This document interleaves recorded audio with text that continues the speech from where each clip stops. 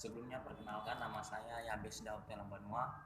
Saya alumni SMA Parlian 2 angkatan tahun Stambuk 2020. Nah, jadi eh, saya mau bercerita sedikit tentang pengalaman saya setelah saya lulus dari SMA Parlian 2 ini.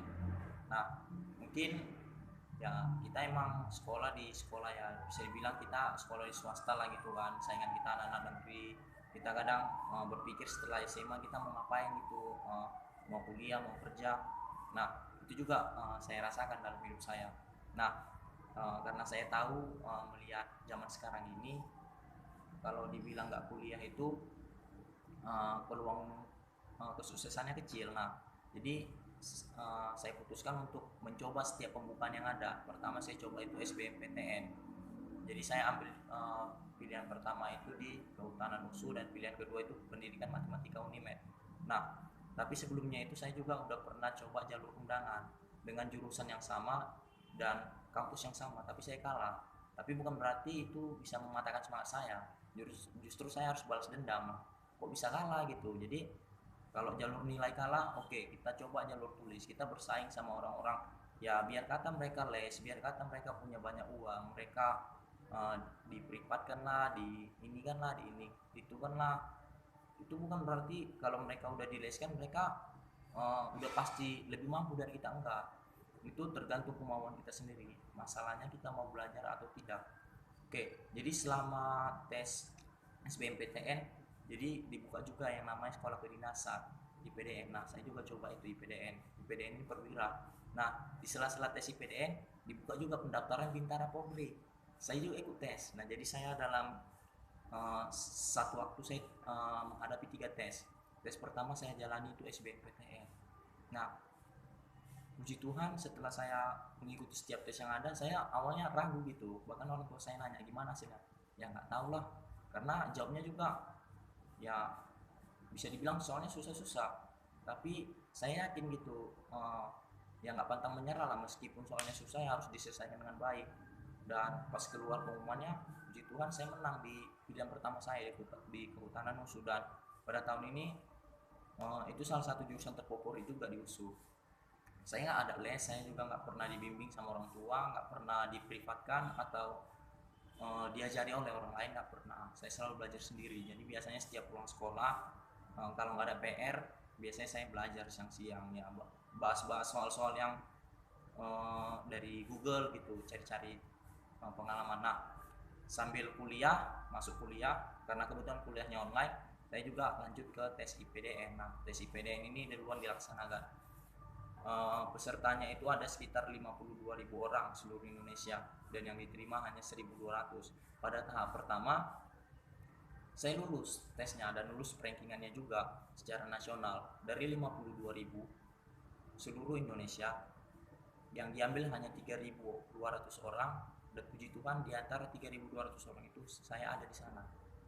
Selanjutnya masuk tes kesehatan tahap 1 yang diambil 1.200 orang, dan puji Tuhan 1.200 orang itu saya tetap ada di dalamnya. Tapi saat tes psikotes berlangsung, eh, ternyata eh, soal lembar jawaban dari soal yang saya kerjakan itu mengalami error karena pensilnya kurang bagus. Nah, jadi saya kalah di PDN, padahal kita tinggal 100 orang lagi dari Sumatera Utara perwakilan, dan saya salah satu perwakilan dari Kota Medan untuk pergi ke Jatinangor, tapi sayang saya gagal. Nah, saya sempat putus asa karena pada saat itu sekitar seminggu kemudian saya akan menghadapi psikotes yang sama dengan panitia yang sama dengan soal yang sama, namun di Bintara Polri. Kebetulan tahun ini tes IPDN itu dipegang oleh Bintara Polri ya. Jadi panitia Bintara Polri itu sama dengan panitia IPDN. Proses seleksinya juga sama, hanya saja proses seleksi pada kepolisian itu jauh lebih banyak. Nah, singkat cerita, saya nggak mau mengikuti tes itu lagi, saya pengen kuliah aja. Tapi orang tua saya bilang, coba aja, tanggung. Kita cari tahu di mana kesalahan kamu, kenapa kamu bisa kalah di psikotes ini. Coba ganti pensil. Nah, jadi kebetulan saya ganti pensil dan ngerjain psikotes itu pada minggu depan, dan alhasil lulus dengan nilai 65. Memang nggak begitu tinggi tapi lulus dan dapat lolos ke tahap selanjutnya. Di tahap akademik, rankingan secara global nilai akademik dan nilai psikotes saya, kita sekitar 1000-an orang lebih. Saya peringkat 92 dari 1000-an lebih, dan yang diambil rankingnya itu hanya ranking 1 sampai 675, dan saya ada juga di dalamnya, nama saya ada di dalamnya. Lanjut ke tes kesehatan tahap 2, saya tetap lulus. Lanjut ke tahap ke jasmani, karena pada awalnya saya memang udah gak niat lagi tes polisi ini, jadi latihan saya juga gak begitu keras ya, hanya bermodalkan tes yang udah pernah saya jalani, soal-soal yang udah pernah saya jalani itu modal saya. Jadi saya waktu tes polisi itu saya nggak belajar lagi, jadi hanya mengambil pengalaman dari hal-hal sebelumnya, karena saya rajin juga baca-baca soal, jadi begitu ketemu soal yang sama jadi jawabnya gampang. Jadi jasmani saya sama sekali nggak ada persiapan. Ketika nilai jasmani orang 80 hingga 90, nilai jasmani saya hanya 59. Tentu itu buat hati saya kecil, lulus nggak nih? Terlebih saya baru lulus SMA. Lawan-lawan saya itu mereka yang udah dibimbing dari jasmaninya, dibimbing juga dari psikologinya dan akademiknya, dan ketika saya sharing-sharing dengan mereka itu bayar untuk bimbingan psikologinya aja sebulannya 5 juta, belum lagi bimbingan daripada jasmaninya. Sedangkan saya sama sekali nggak pernah disiapkan, bahkan untuk biaya-biaya mengikuti setiap tes saja saya berpikir gitu, kasihan lihat orang tua yang bisa dibilang udah mulai capek juga kerja hanya untuk buang-buang duit untuk mencoba sesuatu yang belum tentu kita berhasil. Terlebih lagi kita tahu ya, image-nya polisi ini kalau misalnya mau masuk ke dalam harus pakai decking, harus pakai duit. Nah, memang dalam hati saya bukan anak siapa-siapa, orang tua saya juga kerjanya sama orang, hanya sebatas pegawai, tapi ya saya yakin, saya percaya kalau saya mau, saya pasti bisa. Memang saya nggak begitu berharap, tapi saya coba aja karena ini juga dari kemauan saya dan kemauan orang tua saya juga. Jadi singkat cerita, saya lanjut jasmani, masuk ke wawancara dan sampai ke pantuhir. Nah, sampai di pantuhir jadi nilai akademik, nilai psikotes dan nilai jasmani kami itu di rata-ratakan. Nilai akademik 40%, nilai psikotes 35%, dan nilai jasmani itu hanya 25%. Nilai jasmani saya yang 59 tadi bisa ditopang oleh nilai akademik tadi. Dan waktu mengerjakan soal-soal akademik dan psikotes, jujur saya nggak belajar karena pada dasarnya saya udah kecewa karena di perwira tadi saya udah kalah. Jadi saya udah emang bisa dibilang udah sempat patah semangat, namun bangkit lagi karena dukungan dari orang tua saya. Nah, jadi saat rankingan akhirnya saya dapat lulus di Bintara Polri, dan sebentar lagi saya juga akan berangkat pendidikan. Dan meskipun biaya yang dibutuhkan juga untuk berangkat ke sana, baik dari pakaian saya, tas saya itu biayanya juga nggak tahu dari mana, tapi pasti diusahakan oleh orang tua saya. Intinya kita harus yakin, meskipun kita tahu saingan kita itu udah dibimbing, udah diginikan, udah digitukan, privat lah, dipakai pelatih, kita nggak perlu khawatir akan hal itu. Kita coba aja, kita berjuang aja. Kalau memang kita niat, ditambah lagi orang tua mendukung kita pasti bisa. Sebentar lagi saya akan berangkat pendidikan di Bintara Polri, dan tesnya itu transparan, terbuka, dan saya juga nggak ada hubungan sama panitia apapun, keluarga saya tidak ada di dalam, dan saya hanya keluarga biasa saja, dan saya bisa masuk ke dalam Bintara Polri. Baik, berarti boleh disimpulkan bahwa kamu itu adalah orang yang mempunyai daya juang yang tinggi, ya Bes ya. Oke.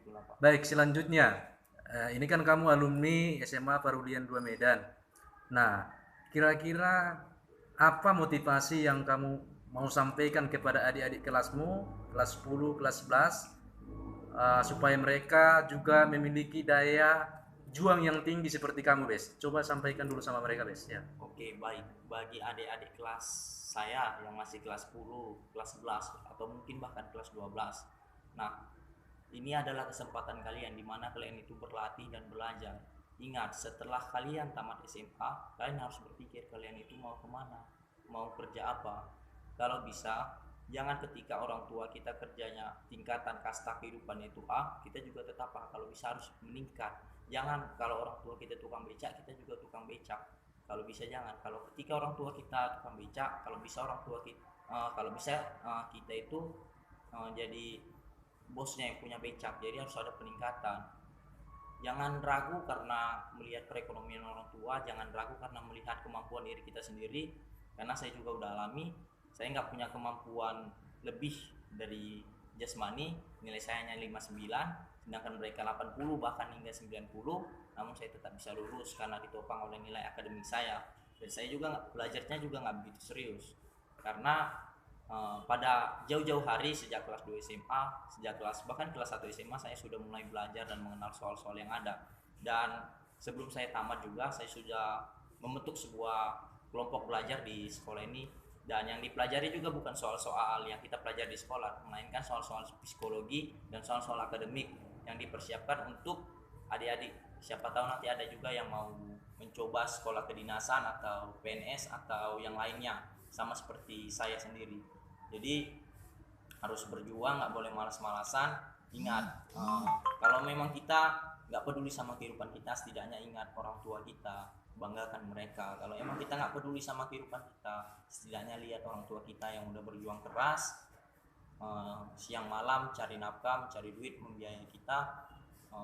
Kita harus bertanya dong, orang tua saya udah buat A ke saya harus buat apa ke orang tua saya? Setidaknya beri mereka kebanggaan. Mereka nggak butuh duit kita, mereka nggak butuh sesuatu hal yang bersifat materi dari kita. Orang tua kita hanya menginginkan kebanggaan. Kalau anaknya berhasil, mereka bangga, hanya itu.